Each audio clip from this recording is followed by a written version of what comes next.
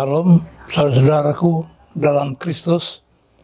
Saya Pendeta John Siregar hari ini memberi tema senjata iman dengan tema menjadi murid Kristus.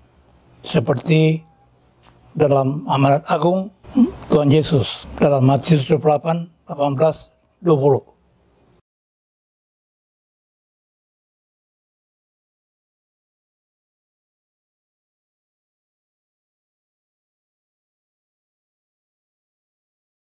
Menjadi murid Kristus berbeda dengan menjadi pengikut Kristus.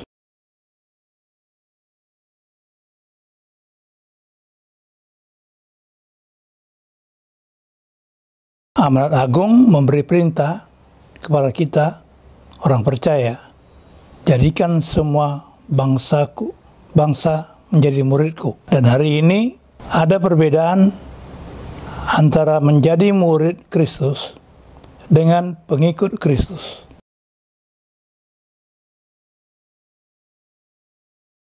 Menjadi murid Kristus, pertama, orang percaya tersebut memiliki komitmen disiplin pribadi yang kuat.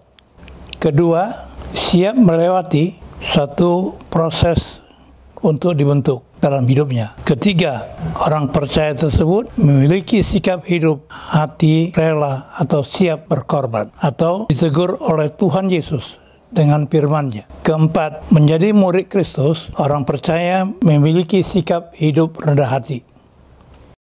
Kelima, menjadi murid Kristus dalam kondisi apapun siap berkorban.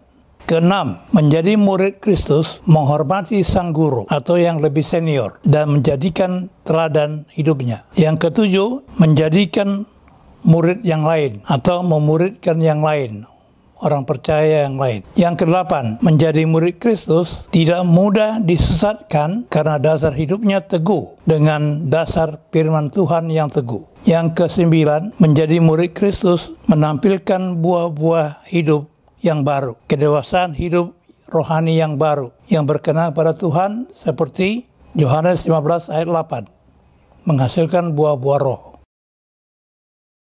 Sedangkan menjadi penggemar atau pengikut Kristus, yang membedakannya dengan menjadi murid Kristus adalah sebagai berikut. Penggemar atau pengikut Kristus adalah pertama, dalam hidup orang percaya tersebut tidak ada komitmen. Yang kedua, mau sesukanya sendiri, tidak bersedia ditegur untuk perbaikan hidup. Yang ketiga, pengikut Kristus mengikut Tuhan tergantung suasana atau kondisi yang baik ataupun tidak baik. Jadi bersyarat. Yang kelima, tidak mau diarahkan dan tidak bersedia diatur kepada yang lebih baik atau selalu protes dan berontak, tidak mau diatur oleh firman Tuhan. Yang kelima, pengikut Kristus punya moto hidup kebebasan tanpa mau terikat dengan aturan, terutama aturan yang diajarkan oleh firman Tuhan. Keenam, pengikut Kristus suka menghakimi orang lain dan suka memandang kekurangan kelemahan orang lain. Ketujuh, pengikut Kristus mudah sekali disesatkan karena dasar hidupnya tidak teguh berdasarkan kebenaran firman Tuhan. Jadi gampang digoyangkan, disesatkan. Kedelapan, dalam hidupnya pengikut Kristus tidak ada buah-buah rohani atau buah-buah hidup yang baru yang berkenan di hadapan Tuhan. Seperti dalam Galatia 5 18-21 dan Galatia 5 ayat 22-26 yang mengajarkan tentang buah-buah roh hidup baru. Ada 4 langkah dalam proses orang percaya menjadi murid Kristus. Langkah pertama adalah kehadirannya di gereja terbukti teruji. Kehadiran dalam ibadah dan persekutuan sangat teruji, setia. Yang kedua, menjadi murid Kristus teruji dalam hal mendengarkan firman Tuhan. Sangat teruji. Karena telinganya dipakai untuk ibadah.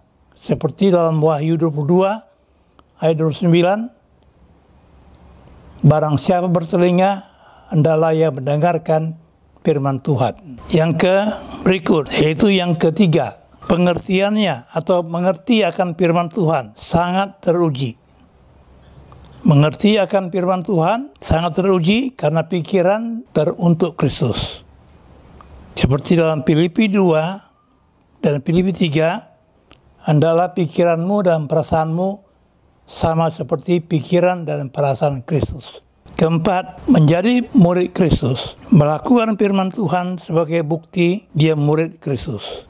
Atau menjadi pelaku firman Tuhan tanpa syarat dalam kondisi apapun, baik atau tidak baik. Inilah tujuan Tuhan Yesus pada semua orang percaya. Bukan hanya menjadi percaya, tapi juga tujuan utama adalah jadikan semua bangsa muridku sesuai dengan amanat agung Tuhan Yesus dalam Matius 28, 18-20. Demikianlah perbedaan antara menjadi pengikut dan menjadi murid Kristus. Tujuan utama adalah menjadi murid Kristus. Tuhan memberkati.